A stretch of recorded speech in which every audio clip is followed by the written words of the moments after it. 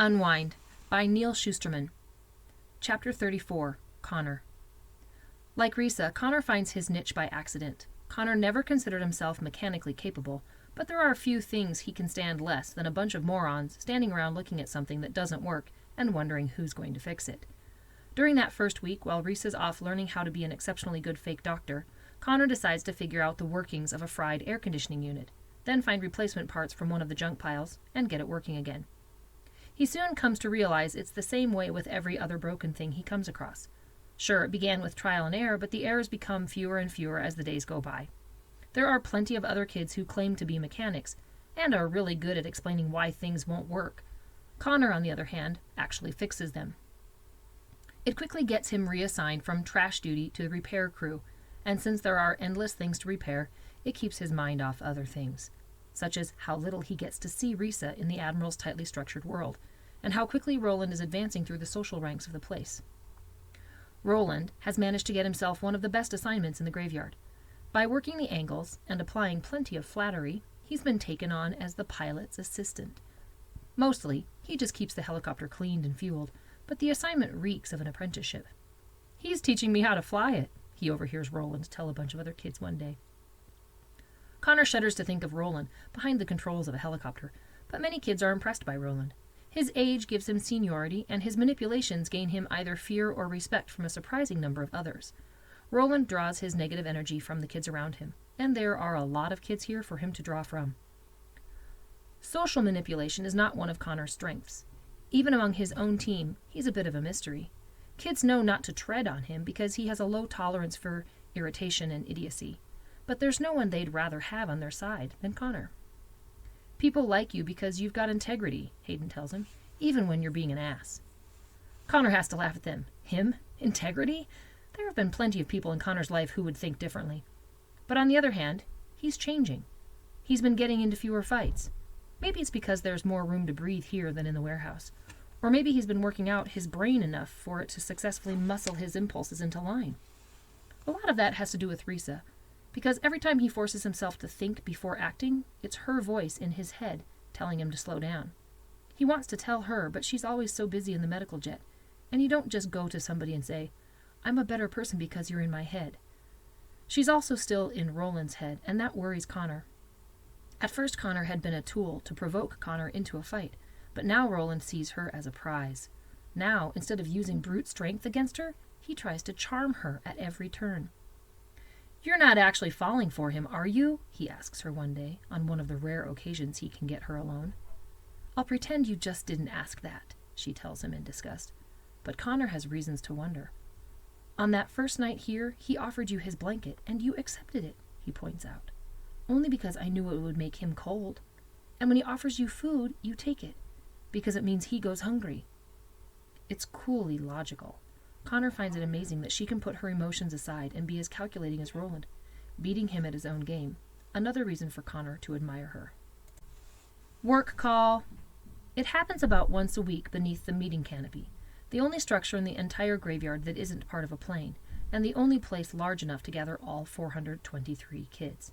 Work call. A chance to get out into the real world, a chance to have a life, sort of. The Admiral never attends, but there are video feeds from the meeting canopy, just as there are feeds all over the yard, so everyone knows he's watching. Whether or not every camera is constantly monitored, no one knows, but the potential for being seen is always there. Connor did not care for the Admiral the first day he met him. The sight of all those video cameras shortly thereafter made Connor like him even less. It seems each day there's something to add to his general feeling of disgust with the man. Amp leads the work call meeting with his megaphone and clipboard. "A man in Oregon needs a team of 5 to clear out a few acres of forest," Amp announces. "You'll be given room and board and taught to use the tools of the trade. The job should take a few months, and at the end you'll get new identities, 18-year-old identities." Amp doesn't let them know the salary because there is none. The Admiral gets paid, though. He gets paid a purchase price. "Any takers?"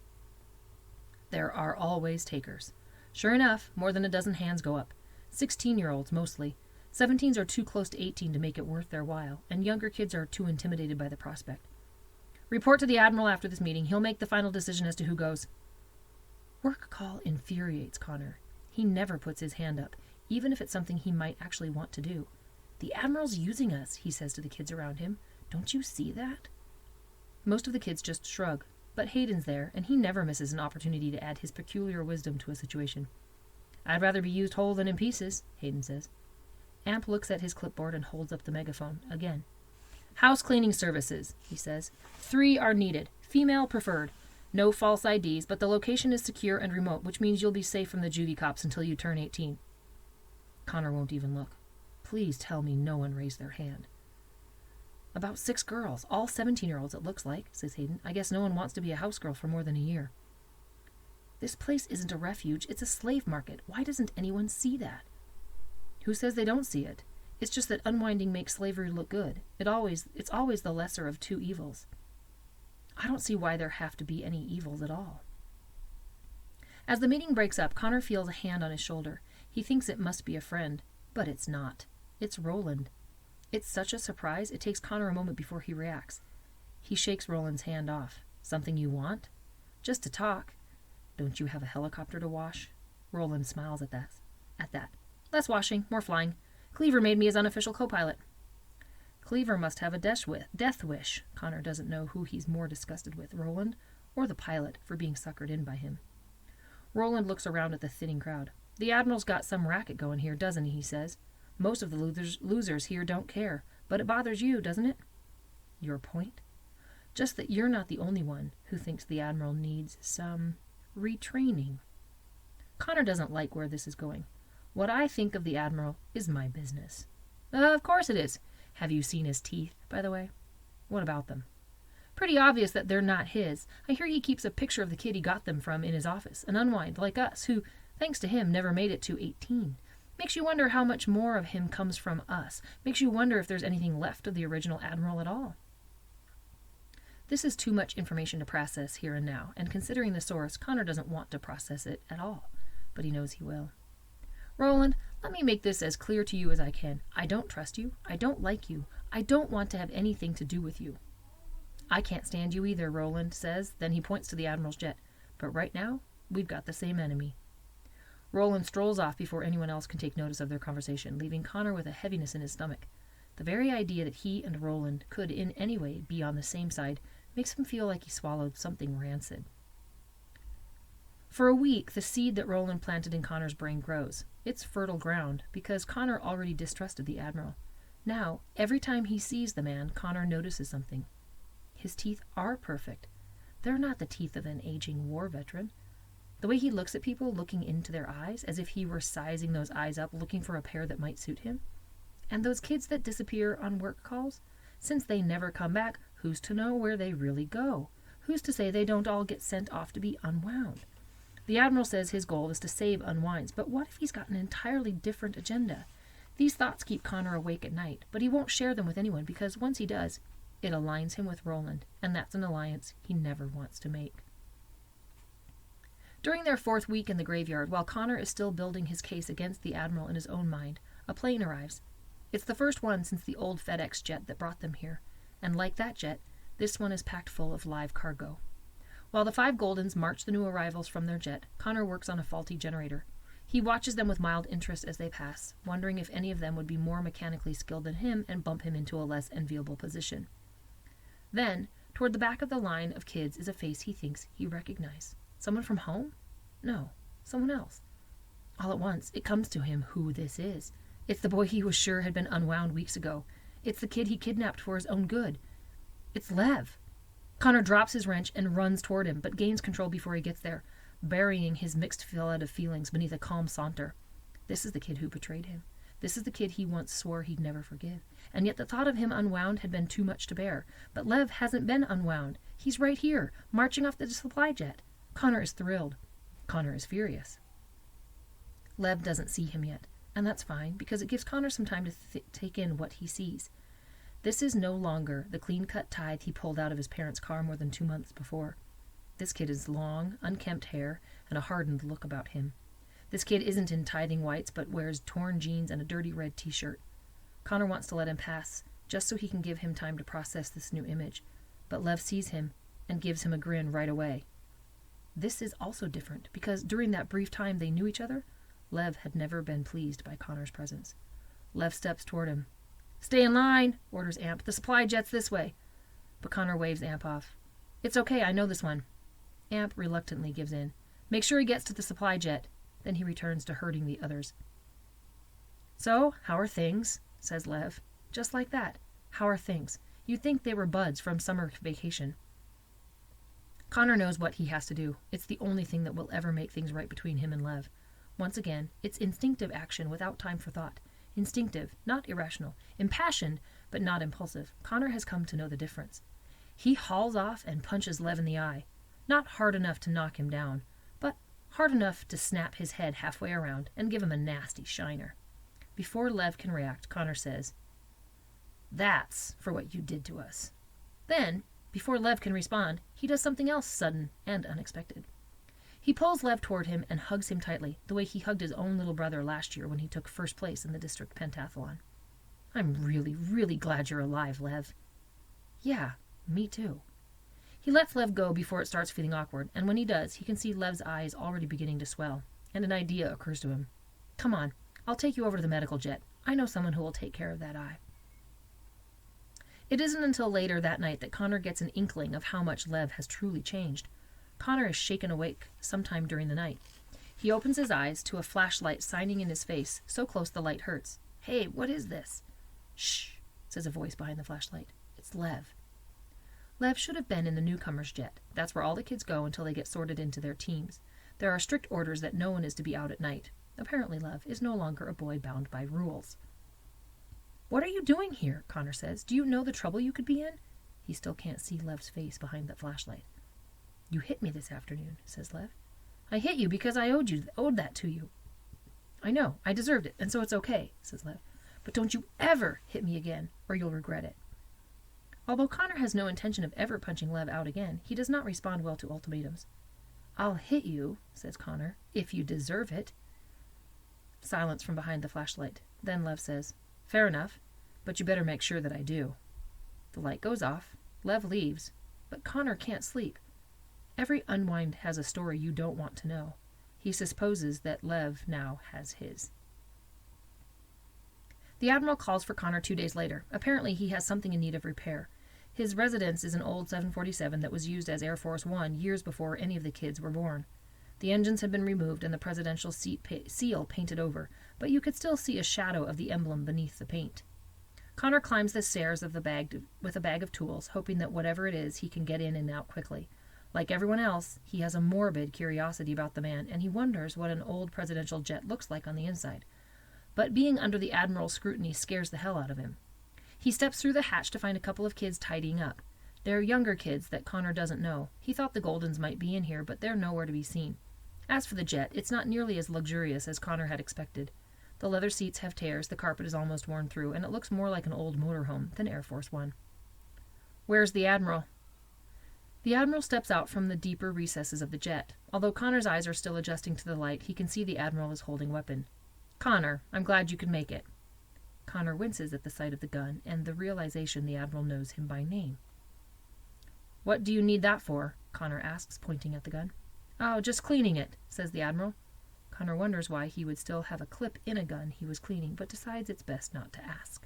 The Admiral puts the gun into a drawer and locks it. Then he sends the two kids off and seals the hatch behind them. This is exactly the kind of situation Connor feared most, and he can feel a rush of adrenaline begin to tingle in his fingers and toes. His awareness becomes heightened. "You need me to fix something, sir?" "Yes, I do. My coffee maker." "Why don't you just take one from the other planes?" "Because," says the Admiral calmly, "I prefer to have this one repaired." He leads Connor through the jet, which seems even larger on the inside than out, filled with cabins, conference rooms, and studies. "You know, your name comes up quite often," the Admiral said. This is news to him, and not welcome news either. Why? First, for the things you repair, and then for the fighting. Connor senses a reprimand on the way. Yes, he's had fewer fights here than usual, but the Admiral is a man of zero tolerance. "Sorry about the fighting." "Don't be. Oh, there's no question that you're a loose cannon, but more often than not, you're aimed in the right direction." "I don't know what you mean, sir." "From what I can see, each fight you've engaged in has resolved one problem or another. Even the fights you lose. So even then, you're fixing things." He offers Connor that white-toothed smile. Connor shudders. He tries to hide it, but he's sure the Admiral sees it. They come to a small dining room and galley. "Here we are," says the Admiral. The old coffee maker sits on a counter. It's a simple device. Connor's about to pull out a screwdriver to open up the back when he notices that it's not plugged in. When he plugs it in, the light comes on and it starts to gurgle out coffee into the little glass pot. "Well, how about that?" says the Admiral with another of his terrible grins. "I'm not here for the coffee maker, am I?" "Have a seat," the Admiral says. "I'd rather not. Have one anyway." That's when Connor sees the picture. There are several photos up on the wall, but the one that captures Connor's attention is of a smiling kid about his age. The smile looks familiar. In fact, it looks exactly like the Admiral's smile. It's just like Roland had said. Now Connor wants to bolt, but Risa's voice is in his head again, telling him to scan his options. Sure, he can run. Chances are he can get to the hatch before the Admiral can stop him, but opening the hatch won't be easy. He could hit the Admiral with one of his tools. That might give him enough time to get away, but where would he go? Beyond the graveyard, there's just desert, desert, and more desert. In the end, he realizes his best choice is to do as the Admiral says. He sits down. "You don't like me, do you?" asks the Admiral. Connor won't meet his gaze. "You saved my life by bringing me here." "You will not avoid answering this question. You don't like me, do you?" Connor shudders once more, and this time doesn't even try to hide it. "No, sir, I don't." "I want to know your reasons." Connor lets out a single rueful chuckle as his answer. "You think I'm a slave dealer," says the Admiral, "and that I'm using these unwinds for my own profit." "If you know what I'm going to say, why ask me?" "I want you to look at me." But Connor doesn't want to see the man's eyes, or, more accurately, doesn't want the Admiral seeing his. "I said look at me." Reluctantly, Connor lifts his eyes and fixes them on the Admiral's. "I'm looking." "I believe you are a smart kid. Now I want you to think. Think! I am a decorated Admiral of the United States Navy. Do you think I need to be selling children to earn money?" "I don't know." "Think! Do I care about money and lavish things?" "I do not live in a mansion. I do not vacation on a tropical island. I spend my time in the stinking desert, living in a rotting plane 365 days a year. Why do you think that is?" "I don't know." "I think you do." Connor stands up now. In spite of the Admiral's tone of voice, he feels less and less intimidated by him. Whether it's wise or whether it's foolhardy, Connor decides to give the Admiral what he's asking for. "You do it because of the power. You do it because it lets you keep hundreds of helpless kids in the palm of your hand. And you do it because you can pick and choose who gets unwound and which parts you'll get." The Admiral's caught off guard by this. Suddenly, he's on the defensive. "What did you say?" "It's obvious. All the scars and those teeth, they're not the ones you were born with, are they? So what is it you want from me? Is it my eyes or my ears, or maybe it's my hands that can fix things so well? Is that why I'm here? Is it?" The Admiral's voice is a predatory growl. "You've gone too far." "No, you've gone too far." The fury in the Admiral's eyes should terrify Connor, but his cannon has come loose, and it's beyond locking down. "We come to you in desperation. What you do to us is obscene." "So I'm a monster then?" "Yes." "And my teeth are the proof?" "Yes." "Then you can have them." Then the Admiral does something beyond imagining. He reaches into his mouth, grabs onto his own jaw, and rips the teeth out of his mouth. His eyes blazing at Connor, he hurls the hard pink clump in his hand down on the table, where it clatters in 2 horrible pieces. Connor screams in shock. It's all there. 2 rows of white teeth, 2 sets of pink gums. But there's no blood. Why is there no blood? There's no blood in the Admiral's mouth either. His face seems to have collapsed into itself. His mouth is just a floppy, puckered hole. Connor doesn't know which is worse, the Admiral's face or the bloodless teeth. "They're called dentures," the Admiral says. "They used to be common in the days before unwinding, but who wants false teeth when, for half the price, you can get real ones straight from a healthy unwind? I had to get these made in Thailand. No one does them here anymore." I don't understand." Connor looks at the false teeth and jerks his head almost involuntarily toward the picture of the smiling boy. The Admiral follows his gaze. "That," says the Admiral, "was my son. His teeth looked very much like my own at that age, so they designed my dentures using his dental records." It's a relief to hear an explanation other than the one Roland gave. "I'm sorry." The Admiral neither accepts nor rejects Connor's apology. "The money I get for placing unwinds into service positions is used to feed the ones who remain, and to pay for the safe houses and warehouses that get runaway unwinds off the street. It pays for the aircraft that get them here, and it pays off anyone who needs bribery to look the other way.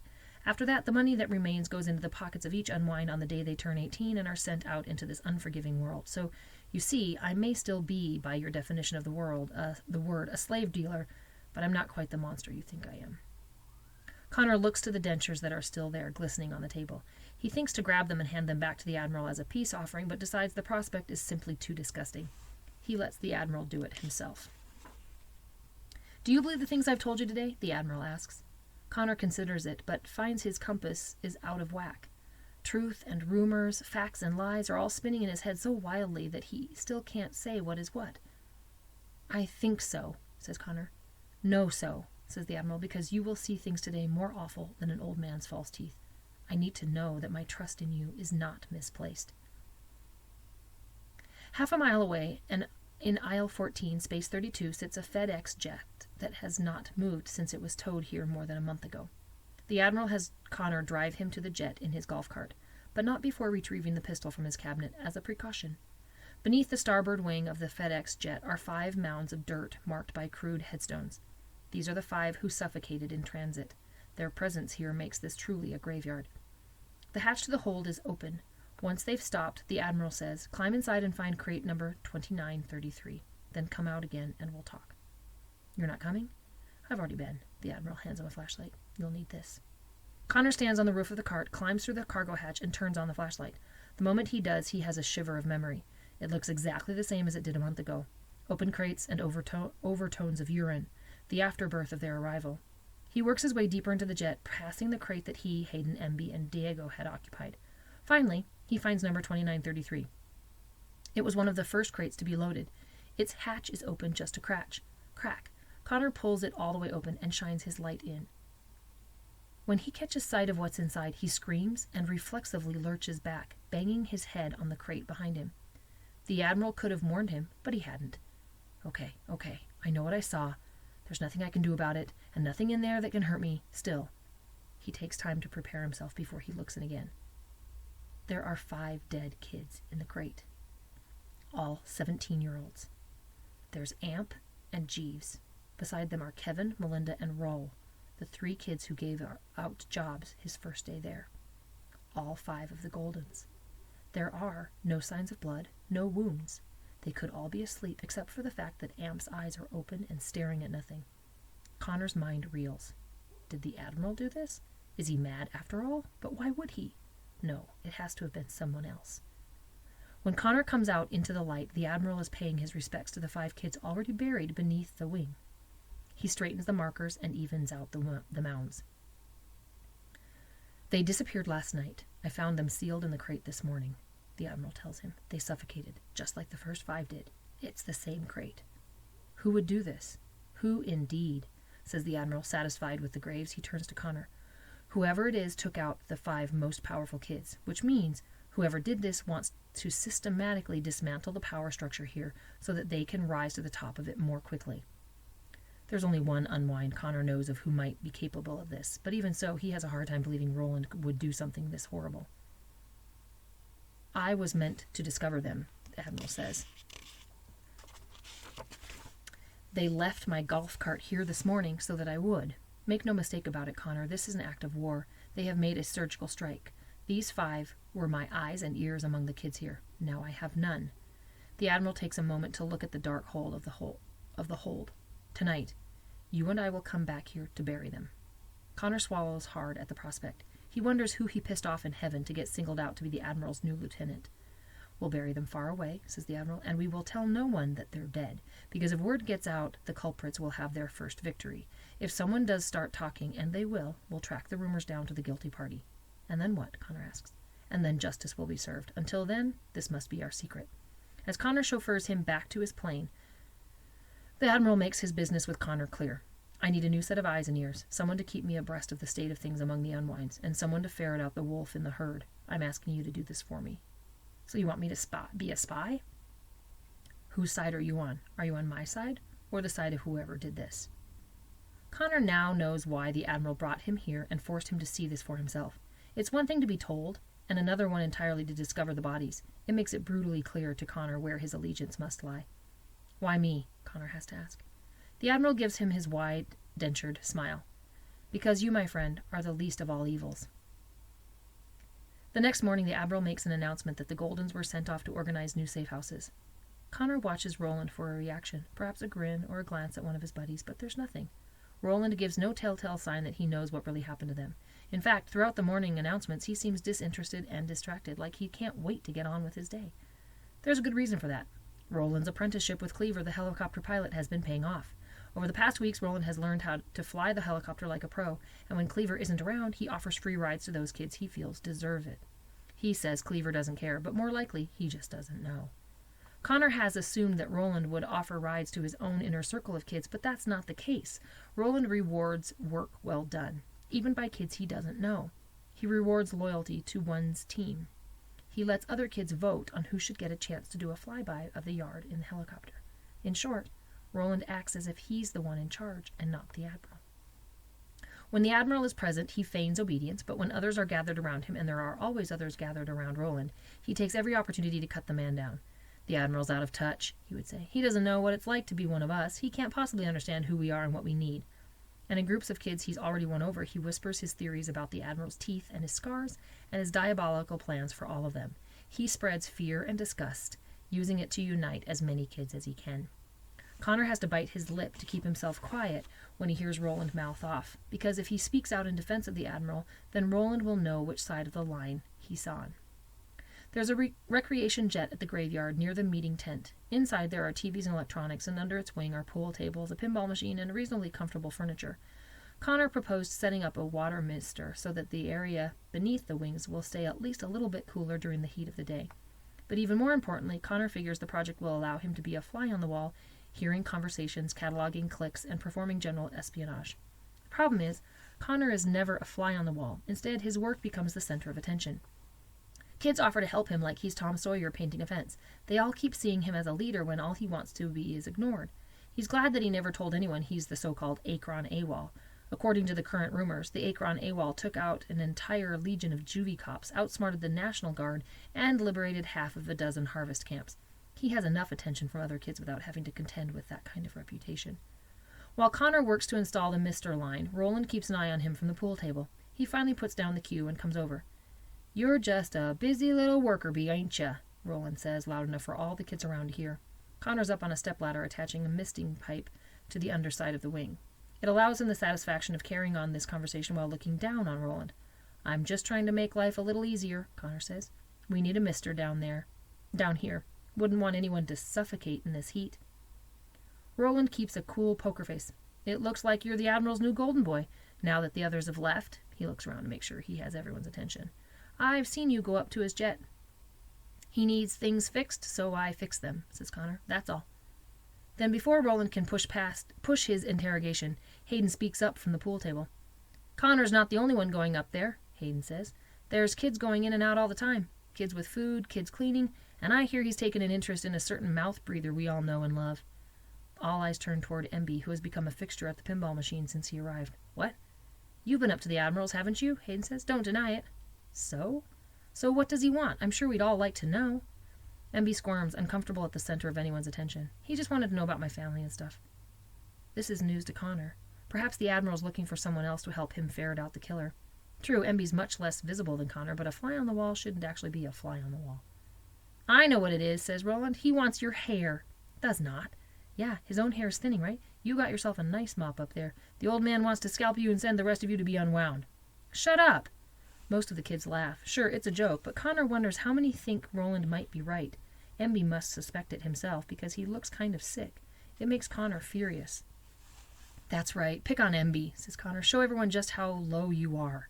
He climbs down off the ladder, facing Roland eye to eye. "Hey, did you notice Amp left his megaphone? Why don't you take his place? You're such a loudmouth. You'd be perfect for it." Roland's response comes without the slightest smile. "I wasn't asked." That night, Connor and the Admiral have a secret meeting in his quarters, drinking coffee made by a machine rumored to be broken.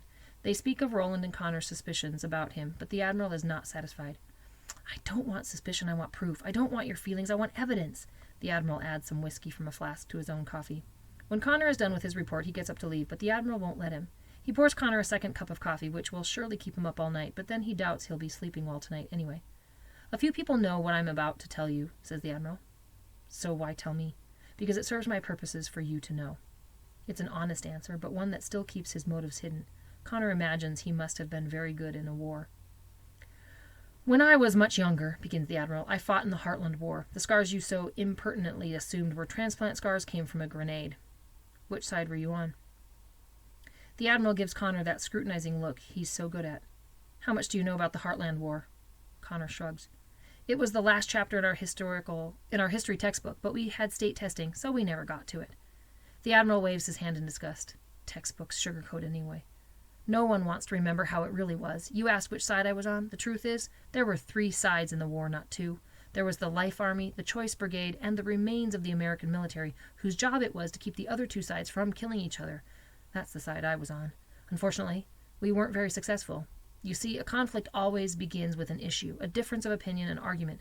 But by the time it turns into a war, the issue doesn't matter anymore because now it's about one thing and one thing only, how much each side hates the other. The Admiral pours a little more whiskey into his mug before he continues. There were dark days leading up to the war. Everything that we think defines right and wrong was being turned upside down. On one side, people were murdering abortion doctors to protect the right to life, while on the other side, people were getting pregnant just to sell their fetal tissue. And everyone was selecting their leaders not by their ability to lead, but by where they stood on this single issue. It was beyond madness. Then the military fractured, both sides got hold of weapons of war, and 2 opinions became 2 armies determined to destroy each other. And then came the Bill of Life. The mention of it sends ice water down Connor's spine. It never used to bother him, but things change once you become an unwind. I was right there in the room when they came up with the idea that a pregnancy could be terminated retroactively once a child reaches the age of reason, says the Admiral. At first it was a joke. No one intended it to be taken seriously, but that same year the Nobel Prize went to a scientist who perfected neurografting, the technique that allows every part of a donor to be used in transplant. The Admiral takes a deep gulp of his coffee. Connor hasn't had a bit of his second cup. The thought of swallowing anything right now is out of the question. It's all he can do to keep the first cup down. With the war getting worse, says the Admiral, we brokered a peace by bringing both sides to the table. Then we proposed the idea of unwinding, which would terminate unwanteds without actually ending their lives. We thought it would shock both sides into seeing reason, that they would stare at each other across the table and someone would blink. But nobody blinked. The choice to terminate without ending life satisfied the needs of both sides. The Bill of Life was signed, the Unwind Accord went into effect, and the war was over. Everyone was so happy to end the war, no one cared about the consequences. The Admiral's thoughts go far away for a moment, and then he waves his hand. I'm sure you know the rest.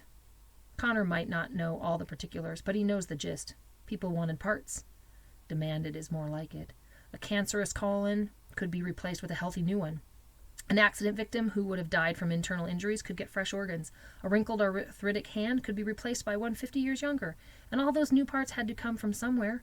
The Admiral paused for a moment to consider. Of course, if more people had been organ donors, unwinding never would have happened, but people like to keep what's theirs even after they're dead. It didn't take long for ethics to be crushed by greed. Unwinding became big business, and people let it happen. The Admiral glances over at the picture of his son. Even without the Admiral telling him, Connor realizes why, but he allows the Admiral the dignity of his confession. My son Harlan was a great kid, smart, but he was troubled. You know the type. I am the type, says Connor, offering a slight grin. The Admiral nods.